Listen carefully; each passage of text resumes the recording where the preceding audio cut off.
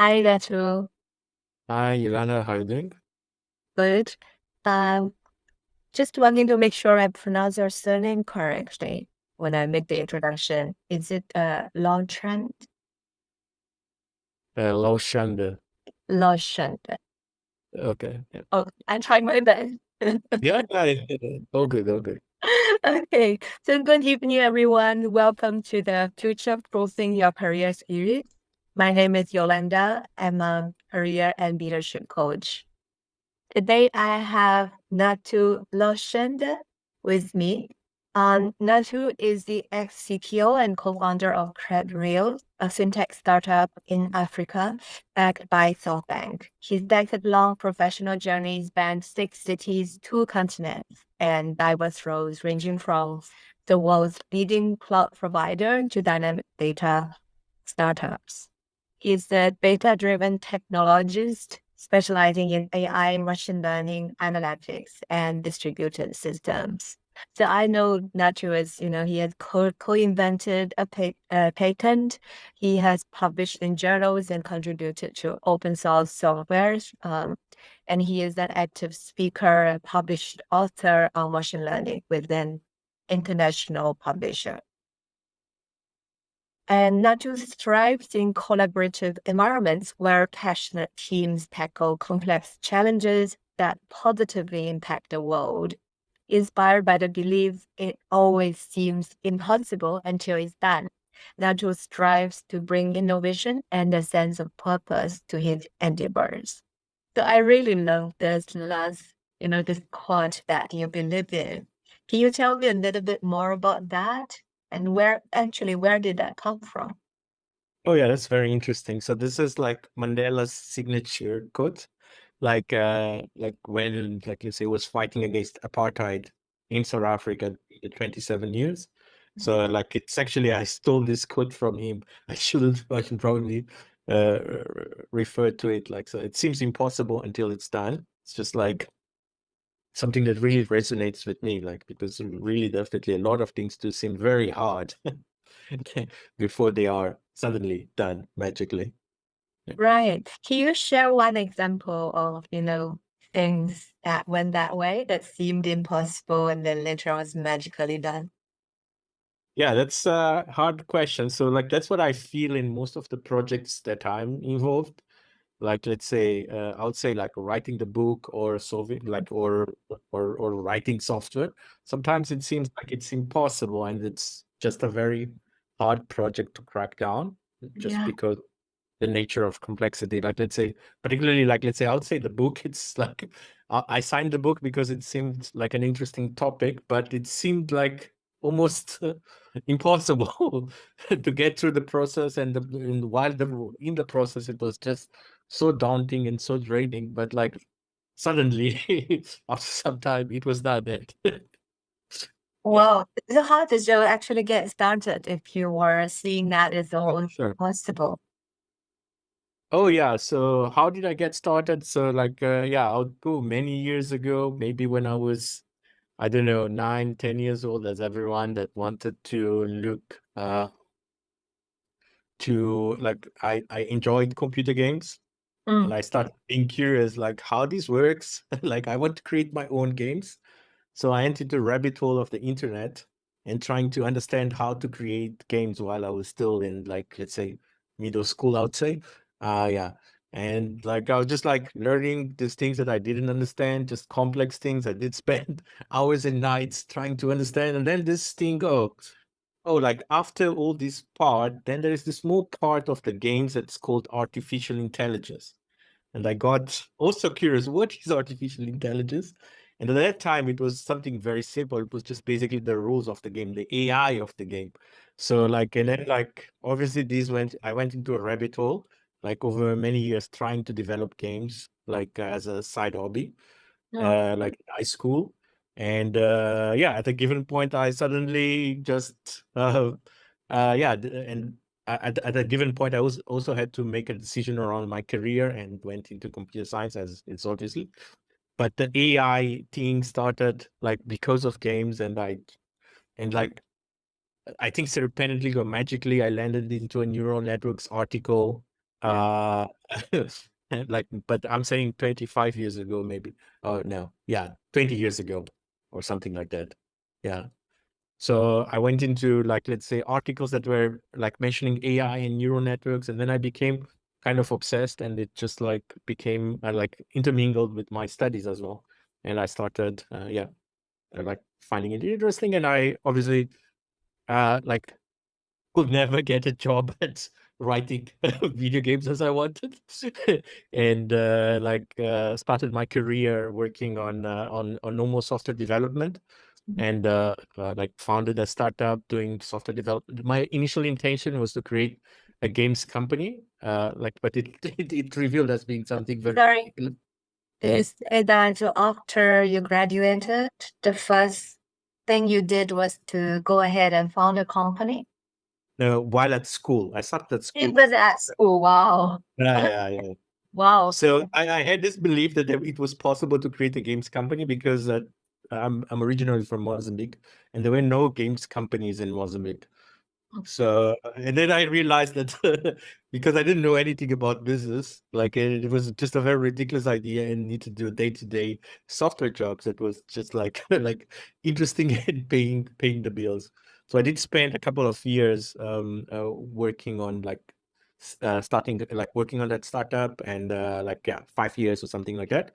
And then like obviously it went bust, and then I had to go after a job after some time, and so I started working on the data space in the biomedical space. So on that, like on the data back end of like vaccine trials in a remote side for malaria vaccine. So that was like quite interesting. Where like let's say I started working with data, and then from there I went to study in South Africa. And then from South Africa, I ended up being hired by Amazon, and I was working on the initial data and AI projects. And then like let's say that's how my career started. And from Amazon, I started working in a couple of startups, up to the moment where I um joined joined Credrails and started working on this startup. Yeah, that's a summary of my career, more or less. Yeah. Yeah. Thanks, God, for giving the summary. And then, it feels like there's a lot. There's Arha, there's Amazon, there's quite a few different paths. So later, I think it'd be nice to unpack how you actually make some of the pivots, how you made some of the hard choices.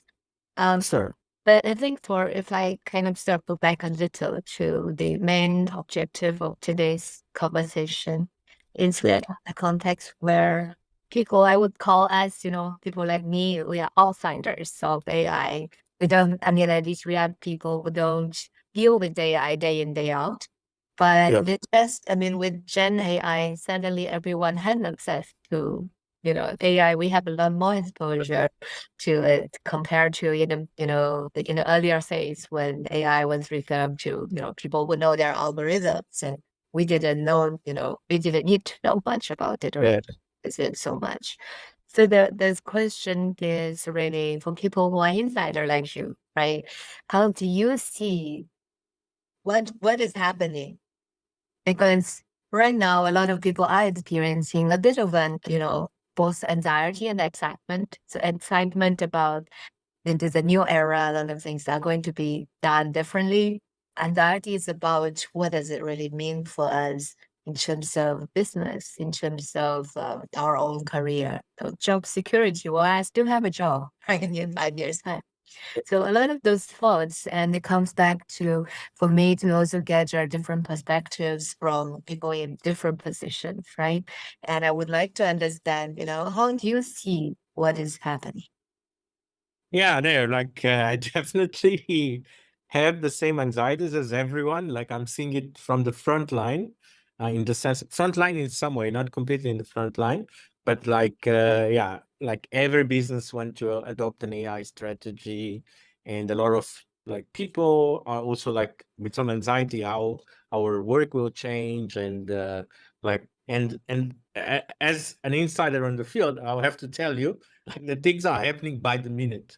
if you're not on Twitter, you don't know what is the new capability and what is happening and like what are the new things. So this is like it feels very dynamic and sometimes unsettling as well. And you definitely, like, let's say, I think it's common ground. I don't think there's difference between insiders and people on the outside. Like it's everything is moving very dynamically. Mm, But the way I see it so far, like I do see a lot of hype, particularly on startups, mm, like on new startups, mm, and like also hype from a business perspective, companies trying to adopt and push employees to use most of the tools. And as a user of the tools, they are extremely useful, and obviously they accelerate work. So I can quickly, obviously, craft documents, discuss ideas, and write code much faster than in the past. So all in all, like at this stage, I'm just seeing it being positive. Like it's definitely frenetic, and one to keep abreast. Like you like I get distressed every day. Oh, this is now possible. Okay, I don't need to do it in that way. I can try out, but obviously there's a lot of hype. So what I see so far is like particularly specific areas like support are the first areas being disrupted, probably because like chatbots, they can allow a better customer service in some way. So like you don't need like a lot of people to serve like knowledge needs or to get information. You can have more intelligent chatbots. So I see potential disruption in coding specifically. I don't see replacing engineers, but I see more caution on hiring in the sense of maybe we don't need that much into like a big number of engineers with the tools, like the teams that we have, like they can do either they can do more or we don't need to hire more. I don't see I don't see like currently any big thoughts on reducing teams, and because like a lot when I see and I see a lot of these demos online, when I see a lot of these demos, and then you start pretty like going to the detail, they are relatively shallow at this stage. They're very interesting concepts. For instance, like if you look at let's say Devin is the coder AI. It's a good example, and everyone thought, okay, it's all over. The video demo is very beautiful, but when you look at the details, it can accurately transform a description into a usable uh, piece of code in the project 13% of the time. mm. So that's not a big number at the moment, but Yeah. directionally, you see something changing in there. Definitely. So Mm, it might not be it might not be it might not be today or tomorrow and just quoting a movie again, but soon and for the rest of our lives, like something will change on these areas that we thought that would have taken much more time. So I definitely see like longer term, not like at the short, medium term, I see productivity gains, like mm, a rising rate for everyone, deflectionary on products and goods to produce software. mm, But at longer term, I see these toolings taking more and more of the work. Initially, the grunt work, while the teams will be smaller and mm, obviously getting more. And gradually, like I still think it's up for stakes and debate if they can take a more like sentient level of things. mm. Okay, decide what's the best thing for the world and whether we will like hand over the government of the world to OpenAI or to GenAI. I really don't see. And even when you look at the founders of the area, Mm, like the confusing thing is that there is no standard, like let's say the three founders, like that people generally call the three musketeers that won the Turing Prize. The three of them are in different spectrums of the story. One of them called Jeff Hinton is like on the other term. Like it's all over. Even like he retired recently from Google. It's all over. These AIs will be smarter than us. We'll need to be doing other things, and we need to protect ourselves. So, and you have another guy called Jan LeCun, that's the chief of AI at Meta. He says it's all BS. These are just basically better calculators. and you have people in the middle, like trying to understand the impacts, and like and when you see the leaders of the field like in opposite directions, you see that there is no clear answer to these things. So like it's like in everything is basically a personal opinion at this stage. Is it correct to say you are also in the middle? It depends on the time of the day that you talk with me. In the last tool that I've seen, like let's say after, like let's say I currently the best music that I can do now, it's actually not on Spotify. It's on one of these tools. Like it's the music that I hear the most now. I create by myself. Mm. And I've never created music in the past. So like this is when I get confused. Like because the music is so good, but if you understand what they're doing, is they are actually like if you look so within the leadership of AI, so like let's say the mental models that they use is that these AIs are basically a compression of knowledge in the world. And the point is that like can this compression of knowledge create completely new knowledge? This is questionable. Possible, it can. Or it's just like a synthesization of everything that we're doing. And if we stop doing this, like in the AIs take control, like there won't be anything interesting coming up. So like so it's that's why it's I would say it's confusing. If I catch you at the time of the day when you are having fun with the new music, what should I do after? I prefer the I think I think it's all over. We humans need like universal basic income. You will Yeah. think that it's all over. And then what other part of the day you are going to give me a different answer then? When I need to do work, like because these tools are not there yet. There's still a lot that I need to do. Mm, And in all honesty, like let's say the capability to plan and have agency, I still see it in humans, and I can't easily see like mm. an agent that like kind of synthesize the information and does like interpolation can actually do the leap to start having agency and things like that. But I'm not excluding that. Like, but the problem is that I don't see it. It's Yes. in the range of possibilities, but highly improbable. But like I think there's still like for me at this stage, like when I do the work and I try to use AI, I think they are like fantastic calculators.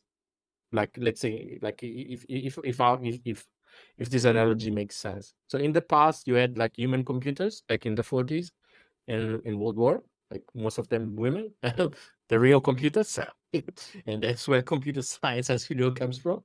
And then like we have calculators now. You don't need to do these calculations. Like I see that the current AI tools being on that spectrum. And so it's really interesting. And I like how you say, it depends on the time of the day or rather, Yeah. on the subject matter, right? And that's how we have been seeing AI super capable in something like it's like superior. And then it's quite silly on something else, right? And it really depends, varies a lot. Yeah, and the strange thing is not exactly where we humans thought that the AI would be like having an edge. I always thought that the AI would have an edge on more non-artistic things, more menial things. Like I first definitely thought on robotics. That's what Hollywood teach us, like we robots and things like that. I never thought that music, like I would be just like amazed by the music that they creates. Maybe because also I can put lyrics about me, so that's cool, or about my kids and impress them.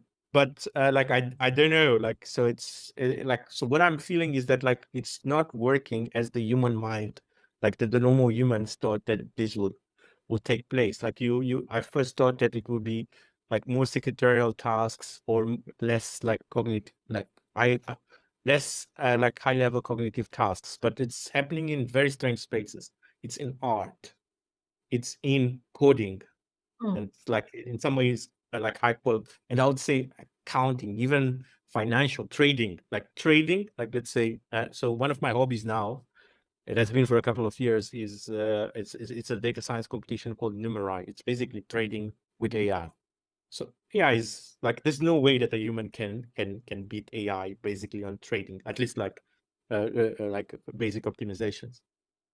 So, and that's, yeah. So there's naturally, I wonder if, as an outsider, my very limited understanding here is that, You're not that much of an outsider. You have a computer science degree, Yolanda. well, I've not been in the field developing something or training the algorithm, right?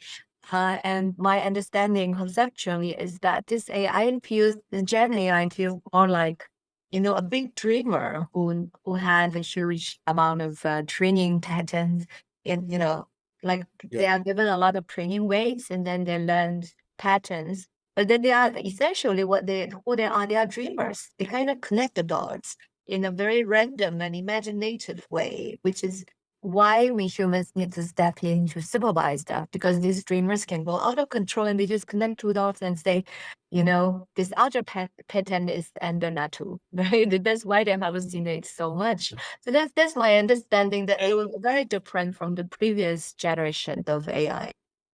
No, I don't think, like, I think this technology like it is basically the same. We just have scaled it. Like let's say we just have compute to allow the calculations and have bigger networks to finish.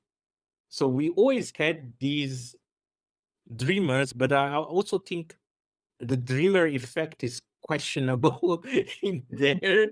Like, let's say it's statistical. Like, so yeah, maybe yeah. So there's a lot of people that thinks that like the human brain as like it's also like that. Like, Yeah, so because like if you look at what generative models do, it's very simple now. They predict the most probable next word before that's right. the current Mhm. tokens.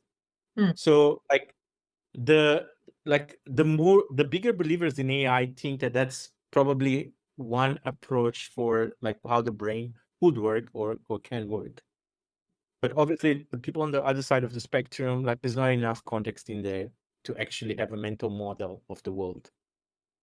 And there is like, let's say, between the leaders of AI, just like a big rift, like let's say on that space. There's people that believe that yes, the prediction of next word means that like it's intelligent enough to synthesize all the information that it received and can yes be creative and generate dreams and all these things. Mm. But for the more like, let's say, for the more for the other camp that like really doesn't believe that this means a lot, it's more hype. They even call this language models like probabilistic stochastic parrots. That's the name. So it's just like a parrot. Yeah. It's useful. It can be useful. Like, let's say a parrot can do a conversation. Mm. If you see that there's a parrot on the other side, you can suspect there's a person and you can maybe follow instructions. That's fine, but it's still a parrot. Mm. Really interesting. So in your work, was there a clear line, like which year, which projects you were on the previous generation of AI, and then from which time onwards you switch into a different gear? Yeah. So I think everything happened in November 2022. This is what, like, basically, like, let's say for me, it started gradually. It started earlier before everyone, like, kind of started. So let's say in 2018, I worked in a language model project, like some pro bono activity that I do on the AI space. So we were trying to create a chat bot of therapist, like of a PTSD therapist in an organization called Omdena, and I even published an article on that and things like that. So it's the same technology. So it's this language model, but none of us in the AI community or people that were working with these things thought like big things. Like, so whenever there was this transition from AI being more on the, like, let's say, on the technical side to like a product like ChatGPT, where people could realize it, is that people has realized. So like poetry, like capability of writing poetry like Shakespeare. I remember seeing this since 2016. AI playing games, 2016 with DeepMind in all the conferences. This was like easy peasy, it was already there. So for me, the shock is like, okay, this is so impressive. Like it was like when OpenAI produced a product that people could use and could see, and the human mind started amplifying the consequences of that. Like, because even if you look at, when you listen at interviews from OpenAI, they're all shocked how the world is taking this. You're saying that humans are actually hallucinating and by connecting the dots. Taking it too far. Yeah. But I can see the impact, like the business impacts, like let's say, and the creativity that it involves. So for me, is like, let's say, I saw these things for the first time in 2017. I saw something changing, but the 2022 November was not because like the technology changed. I knew about these technologies 4 years previous, like they existed, and things that wrote code, like, yeah, this thing can write code, but it was always bad. But only when it was in the hands of like everyday people, like it became apparent that something has changed, and like and the imagination of the world has changed, and obviously investments in the area, and everyone wants to talk about AI all the time now. Interesting. You know, when it comes to the human world, our imagination plays a huge part, right? So Yeah, market comes from imagination. yeah. So everyone is waiting for, the election results. Because after election results come out, our imagination will lead us to decide to spend more or to save more. Yeah, definitely. That's very interesting. So it's about our imagination with what AI really is and what the impact could be, including what you say, companies are becoming a bit more cautious about hiring maybe at the same time. Yeah. Wow. And the companies are becoming cautious because of a mixture of hype and also, like, let's say, interesting capabilities coming on. So they know what's the right, they don't know what's the right, how to right size the investment and the bet on AI. Yeah. So that's what I think is a really hard question. I know you probably don't have the answer, but I'm just kind of trying to split the hair here, right? Sure. You mentioned the word hype a few times, and I think that my take on hype means because our brain connects the dots and then we imagine things and then we take it too far. So it's not the truth, right? And I can't. So I think hype and, like, let's say, the actual value of the technology orthogonal in some cases. So like you can have hype and the technology still being as valuable as the hype imagines. Like, so I'm not saying hype in a negative way. Like, something can be hyped and the AI can really happen as well. Like let's say, it's like, when I say hype, I'm not saying it in the negative sense. Like, Okay. What I'm thinking is that hype means it's more than what it actually is today. It might be a potential in the future, but it is at this point in time, it's more than what it really is. Is that the right understanding here? I think yes, but don't get me, like, let's say, things can still be like, there is hype, but the like you said, the AI technologies can also be advancing at the same time. Mm. So what's the opposite of hype? I think it will be like fraud. I don't think it's fraud. So what? Like, Yeah, so it may not be hype and it's not true, but it is something that is still moving. But yeah, but it's not the same, right? So reality and hype still are two different things. yeah. Right, understanding? Like, yeah, there is a gap, but like, what I'm saying is that the gap is not that big. Like, let's say, Mm. Okay. So this is somewhat accurate, is what they're saying. something can be happening. Like, I'm not sure how accurate. Yeah, but Mm. yeah. Mm. Mm. Is it so what I'm trying to get at is then what is it important for us to understand which part is being hyped and which part is really the current real capability and what is the real potential in the next 12 years? Because I think end of the day, we all are living in this world of uncertainty, right? the more we are able to get to the more, a little bit more nuanced reality picture, the easier for us to navigate or to decide on our strategy. Sure. Yeah. And again, this is not like, let's say, a cross kind of like let's say definitive answer. And I'm not giving praying the gospel or anything like that. But I would say that, like, let's say, yes, assume that there is hype, but there is like real change, technological change ongoing as well. So in my opinion, everyone should, like, let's say, see how these tools can help them. Because I think like the successful professional in the next 30 years will definitely need to be working like with AI as we work with computers. Like it's kind of the same thing. Yeah. So tell me a bit more about, just now you mentioned that you also carry this anxiety. How do you cope with that? How do you adjust and make sure that you are staying ahead of the game? Oh yeah. So definitely for me, it's tons of reading. And tons of reading. And on my side is a bit more technical thing. So I'm just like following a lot of these open source projects and like the basic socials, Twitter and things like that. But for the specific projects on my area where I'm particularly interested, let's say I'm interested in software development. So I look at the open source implementations of the products that will disrupt my area. So for instance, like there is Devon, that's kind of like the automated software system. But there's always because like there's a big grassroots movement on the AI of like bringing AI to the public, like that believes that like AI capabilities should be given to the public and should not be on the hands of like big corporates, because it would just like create a digital divide. So there are always open source movements on many areas.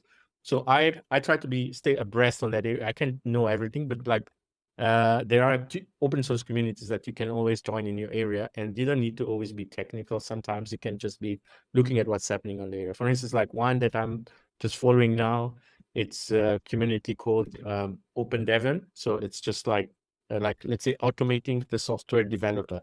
So where you just give a description and it does everything, like just like let's say it works as a product manager, let's say.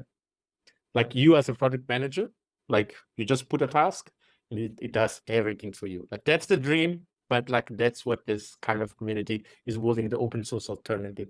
But there are open source alternatives in different areas that you can always Yeah. How does it work? Now we know that AI needs a lot of like, in the future, people to work on ethics and boundary, like even in music, right? There's copyright. Yeah. So- Yeah. And also what are the things we don't want to sort of inject as, like poison to the AI content. All that we need people to be the guardrails. And how would that work for open source communities?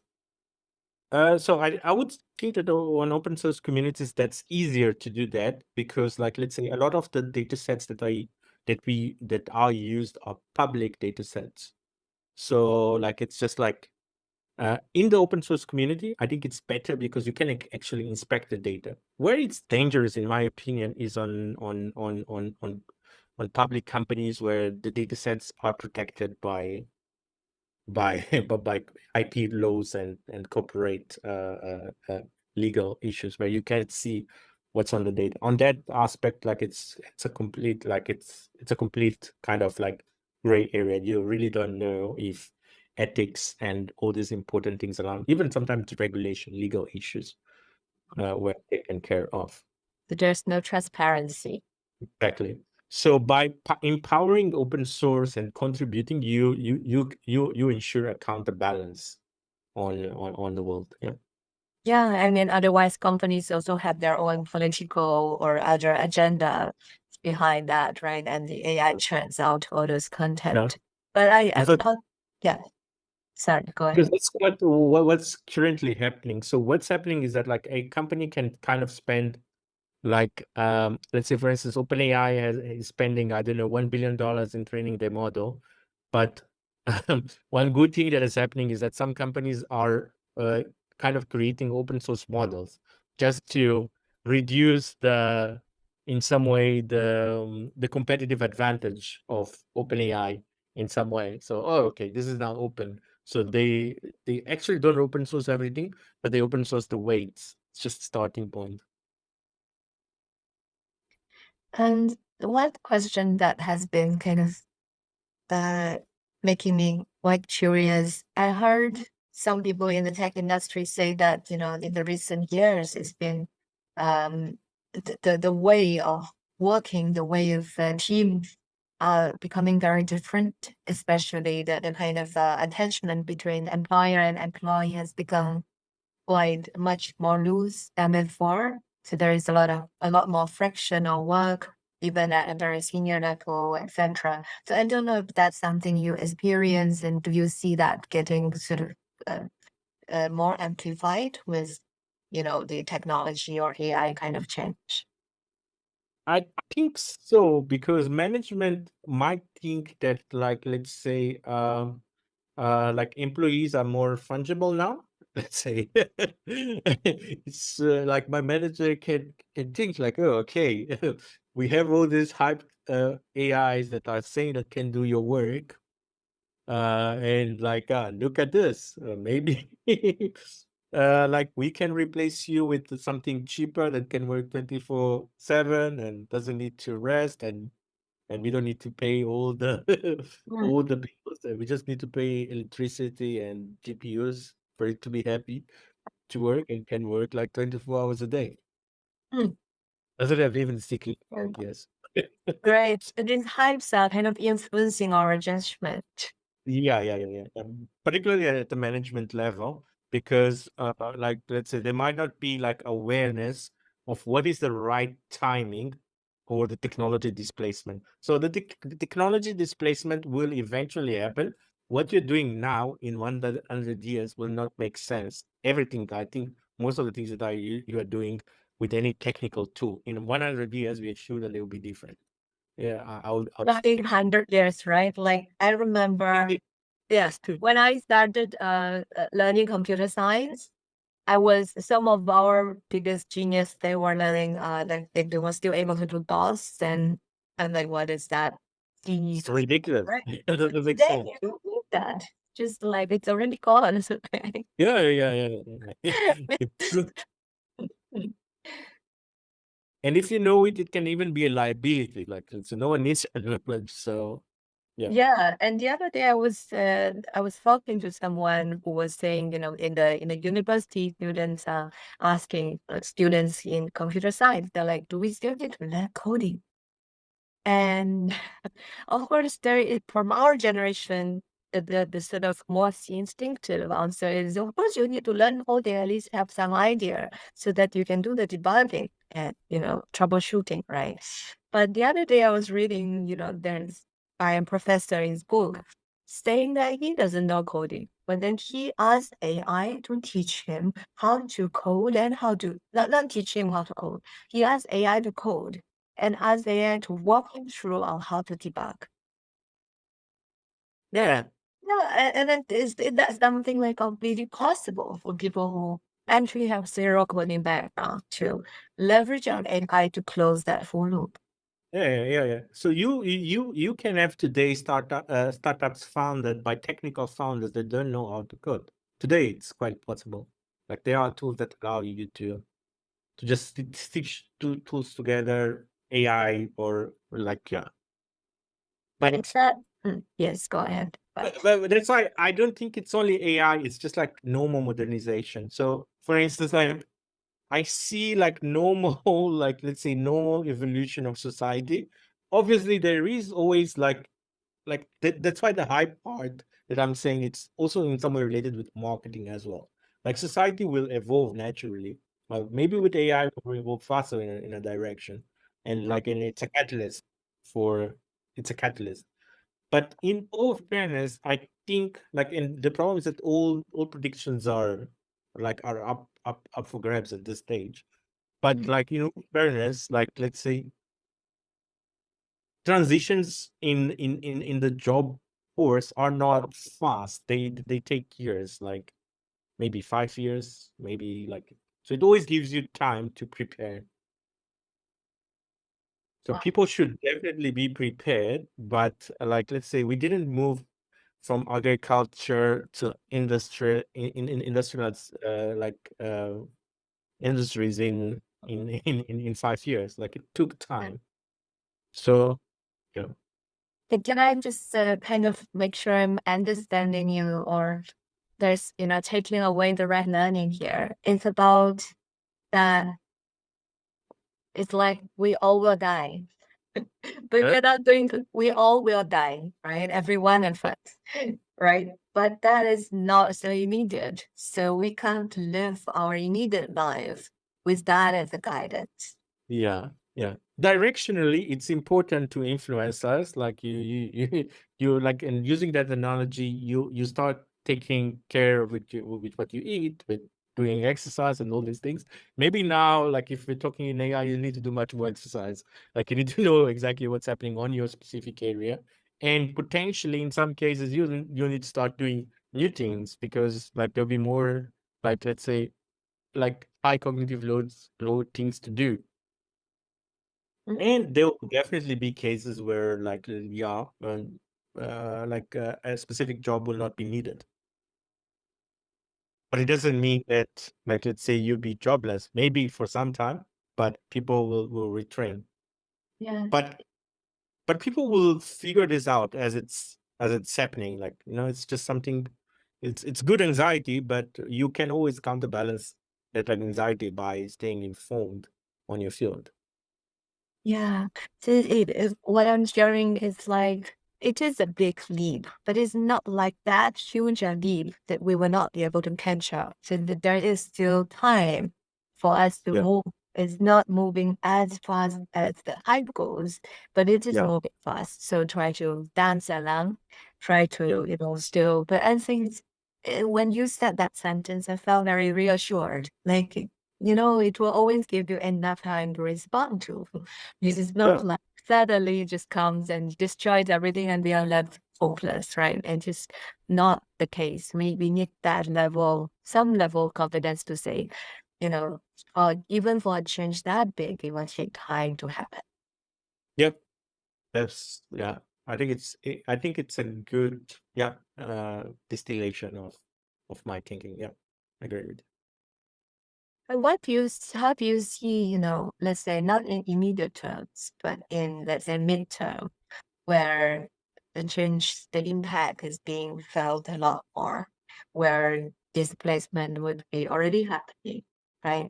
How would the organization at that point of time be different from today in terms of team setup, in terms of culture? Yeah. So I think like I'll go to culture next, but from a culture perspective, you would need to do, like, let's say we as humans will be doing what AI can't do the best.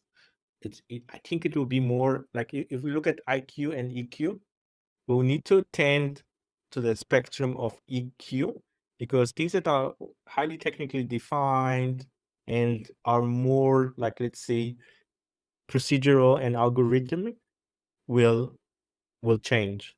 Like, so you will need to be more conceptual. You will need to have more agency, ownership, and playing more on your soft skills definitely will be more important. Probably you'll get out of from the university and the definition of junior will be very different.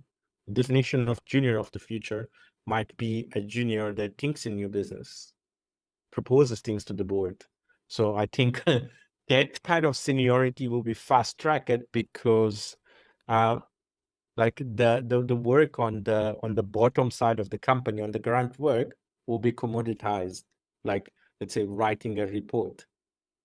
No junior will need to write a report. We have our AI juniors. No junior will need to run calculations.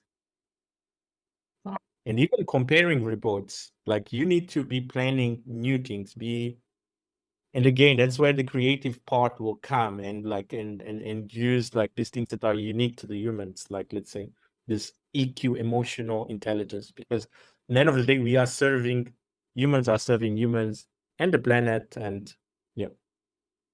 That's a very, very intriguing future, right? For juniors at that age, they need to be like, like, is it Greta Thunberg? more strategic, like Yeah. more strategic than let's say. And these are the kind of of things that I think need to be instilled maybe in primary schools. But I see primary schools today is kids doing presentations, projects, thinking deep about problems. So 5 years old, like with with inquisitive minds trying to change the world. I think, like let's say, and more entrepreneurial as well, because like there will maybe less formal jobs and more like entrepreneurship as well as we move. Mm. And let's say you are this person who can travel right into let's say now you become a teenager in the university. How would you actively prepare for the future for yourself? Yeah, I wouldn't just study technical areas as I've done in the past, because what will happen is that, like, let's say, I think the the AI and the computing part will be more like a calculator of an area. I would try to find an area where I'm, let's say, relatively passionate and like obviously it needs to also be an area that there is some intersection. People would pay for that area, but it needs to be like, it can't be, I wouldn't go again to computer science. Like that would be a big mistake, because this is the most popular degree at the moment, and it's like you actually need to have a domain area of expertise. Like let's say I would go to maybe, I don't know, biology, finance, or one of these areas, and obviously join it with computing, like the brain amplifier. But I would stress on that domain expertise, because that domain expertise is what will be kind of important. It will be the boundaries, the nuances of that specific area. Yeah, so you're saying go higher and go broader. Yeah, a mix of it. Yeah, Yeah, so yeah, the different domains can also intermarry. And it yeah. sounds like that the other domain you do need to also go quite deep as well, right? In order to marry this computer domain. Yeah, I think the computer domain is an accessory and not the main player. The computing domain. That's my point of view. It's an Mm, access. Find a domain that you're passionate about mm, and invest in that domain, mm. because the computing part will always be with you. You still need to know, but like let's say I would find a domain. For me, it would be like potentially today. I think it will still be finance, just because I'm just fascinated by how it works and like different, yeah. But maybe biology for some people. But like and obviously couple that domain with computing abilities, because that is what will give you an edge. Yeah, so I think that's interesting. There's this idea about AI is good at task and humans are good at problem solving. So for us to be irreplaceable is for us to be more connected to problems or Yeah, yeah, possibilities or bigger. yeah. Yeah. But I'll go one step further. Like more than problem solving is problem definition as well. Like Mm, you need to, like, let's say, like understanding what's the most important problem to solve is the most important skill, more than your problem solving skills, because your problem solving will be in some way kind of catered by the tools depending on the area. yeah, that's really interesting. And to be able to define problems that requires us to have a certain Yep. capability of a sort of a breadth, not only depth, Yeah. and to understand the world in a connected Yep. way. Yeah. And it's kind of quite a difficult transition for us humans, actually, because I think what happened in the past few decades was about us going hyper specialized, right? Yeah. The world was defining so niche, like almost to the extent like every job was becoming unique, right? Every job in a different company was still unique because we are all going hyper niche. And steadily now with all these changes, we are not only going to need to be, niche, specialized in something, we also need that kind of breadth and be a world citizen. How difficult is that? Very. Yeah. Very, but that will be my bet for the future. And obviously, never forget things like philosophy, ethics, because like I think philosophy by nature gives you always, like, let's say, these kind of cross-cutting. Let's say I completely ignored humanities on my training, but these days I think things like philosophy are very important. because it develops like a strategic mindset and like understanding and more on your EQ side. When you talk about EQ, what comes to your mind?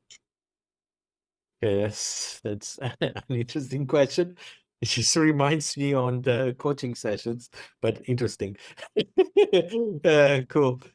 So EQ basically comes to my mind is more around like, let's say, culture, leadership, handling other humans, and your social environment. For me, this is more like around your emotional perception of the environment. Yes, it does a whole bunch of things, right? Like how our emotional awareness and also our awareness for others and the Because environment. that's the only way that you can identify problems in the world. And when you identify problems, it becomes, like, let's say, as you said, you are in some way, we are in the world to solve problems for others, but you need to be able to identify. You need to be able to put yourself in their shoes, understand, and like awareness, and that's where I put the emotional, that's my representation of EQ, emotional quotient. This is really interesting. I think you just inspire me to think this way. That is always about connection to other humans as a whole, right? So the problem is ours. And eventually to solve for all this is also ours. It's not only like, okay, I alone solve for all of it. So Yeah. to that whole definition of problem, to that solving process, everything requires us to stay connected. Yeah. And EQ feels like that little, that capability, that enabler to make sure this bridge is going through. Yeah. Because that's only when you can understand what are the relevant problems. And I don't want to look transactional here, but what are the valuable problems? Yeah, what is worth it? What is worth it? What is worth? Yeah. And that's $1 million problems everywhere, like $1 billion problem. If you identify a problem you're able to solve, then let's say you have let's say a viable business. Yeah, and then that's also, a viable career that's on the back of that. Yeah. It's a consequence. Yeah. Yeah. And anyway, every career is also a business. If you think about, we charge. Yeah. So when I look at my career, like as I move the ladder, like let's say the higher I was, the more EQ I had to have. Like it's just like understanding what is the big problem. How do I like get into the mind of that user, that consumer, that person?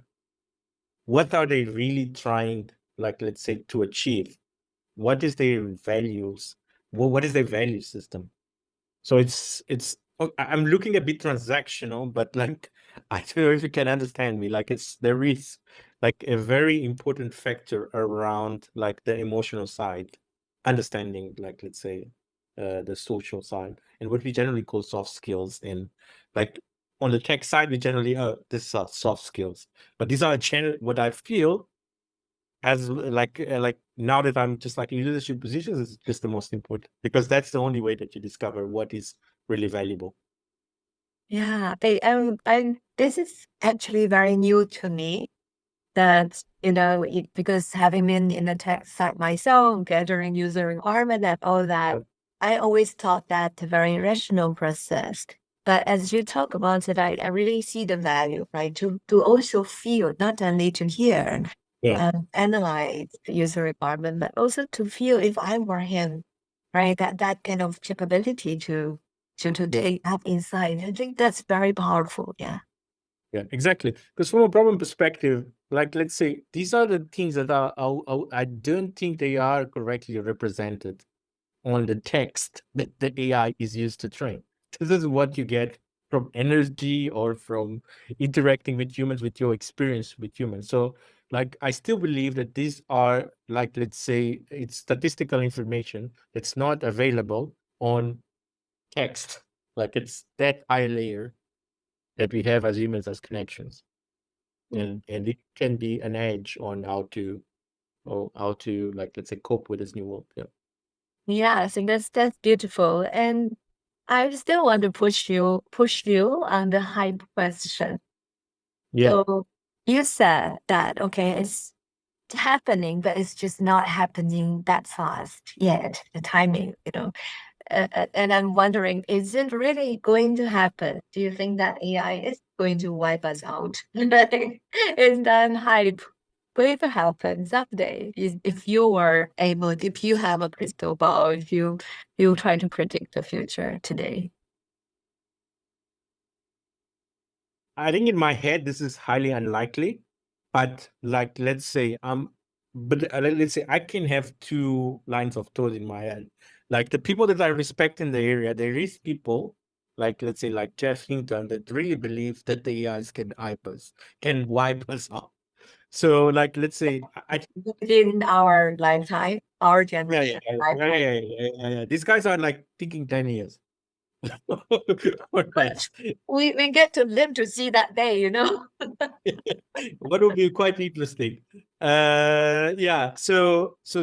And remember, these are people that, like, let's say, they invented this area. They invented the neural networks.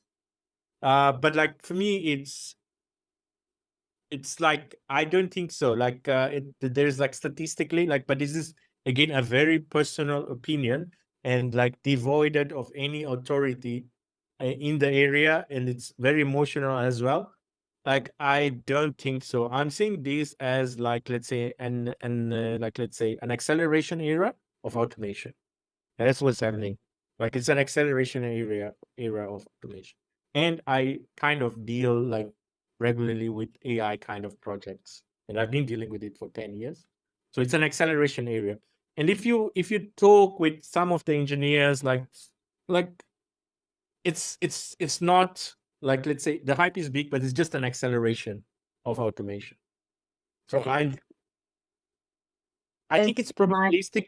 It's technically possible that these things will have like like let's say we'll have a model like with weights that will decide to have agency or something like that. They can technically and decide to do weird things and wipe as the world. It's probabilistically possible, but it's highly unlikely. Yeah. And as you talk about that, I was just thinking, right? It's like a car that was accelerating and going faster and faster. So theoretically, if there is no intervention, it can actually escape gravity and go into outer space, right? Become a completely different animal. But on the other hand, that's what you talk about agency, right? There's also the type, there's this runway for humans to work with that. So to regulate that so that it doesn't go into the outer space. Right? Yeah, but understand if like we have an incantation that will go to outer space, it won't be gradual. Like we'll find those weights and it will be sudden. Yeah, it's also possible, right? Yeah, That possibility is before we figure out how to catch up with this chick. yeah, It already went, out of yeah, our control, and that possibility is there, but yeah, nobody will know what it is. yeah.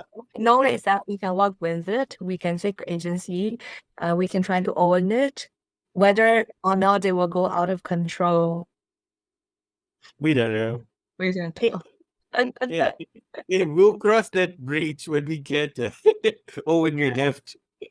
Yeah, and then that at that time, I'm going to be really proud that I lived to see the last generation of students or a huge change at that time. Yeah. Yeah, but like let's say in all senses, and I might be cynical because I am like I have like I've been in the area for a while and I've been seeing a couple of things. It might be just that I'm cynical because okay, like these are just neural networks. You have them bigger and like there are emergent capabilities, but like let's say, yeah, statistically it's possible, but it can happen, but I really don't think so. Like, yeah, it's like automation, and most of the times, what I see with AI, it's actually more money invested because most of the companies don't have data ready to be used by AI. So you really need humans to prepare data for AI, and labeling less these days, but like it is still like a lot of like process work. And what I see from my last 10 years of working in AI is that we generally need more people. We need more engineers. we need more data engineers, like different kind of people. Like let's say, but like we need more people. Like this is what I've seen so far, particularly on the things that I've worked on. Yeah, and it feels more like, you remember when I was preparing for our talk, I had this third title on, AI in diapers or something. So the feeling I have is that the outside world is perceiving AI as a superhero ready to disrupt the whole world. And people inside who has been working with AI have seen it in diapers, have now seen it as a toddler who require a lot of people to feed, to serve, to bathe. Right? And it's far from that superhero who is already out there and make people interest. But it's a good analogy because it can still happen. Yeah, it's a good analogy. I think it's Yeah, we are still reading that superhero. yeah, it's not like I would love it to be like the second lie. Deep down, I would love to find this super AI. Like, yeah, just from a like let's say from a wondering perspective. Like, I'll be amazed. Yeah, and it is perhaps it's quite disappointing, right? When you needed to hope something and then its capability. So far, apart from music. And apart from music and entertainment, has been disappointing for me. Like I need more. Well, well, what I saw was that say whatever AI today we are using is going to be the worst version we use in our lifetime. Yeah, Gonna change. yeah. But remember, these same people are the same people that saying AI is almost there. It will kill all of us. It's just because they need to sell their technology. But that's the dual side of things. Yeah, what a wonderful world.